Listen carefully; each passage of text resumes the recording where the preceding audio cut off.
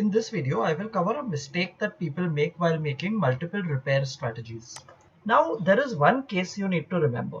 Alright, this case is very important and a lot of people make a mistake out here. So let's assume this case where you have an entry, repair once, and an exit condition in a multiple set strategy.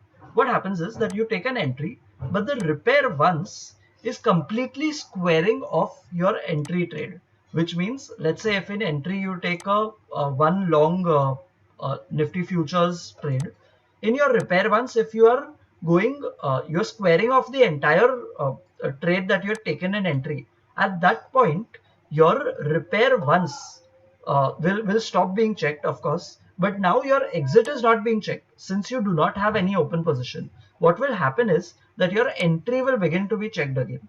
So once your entry is true again, your trade will be taken. Another mistake that people end up making is that they add two repair onces. So the logic that they think is that it will be entry that is checked, then repair once, then the second repair once, then the exit. But what ends up happening is that if in case your entry is traded, which means you buy one lot of Nifty futures in entry, and the repair once executes a square off of that same Nifty futures.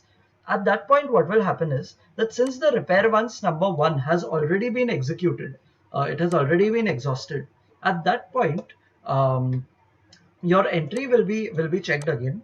If your entry conditions are true again, then it will take a trade, and now only repair once 2 is going to be checked. Repair once 1 will not be checked because it has already been traded once. So if you want a logical flow that the repair once is checked every time, in that case what you need to do is that you need to have a partial square off, or you have to take a different trade in your repair once, both 1 and 2, that makes sure that the entry position that was traded does not get squared off completely.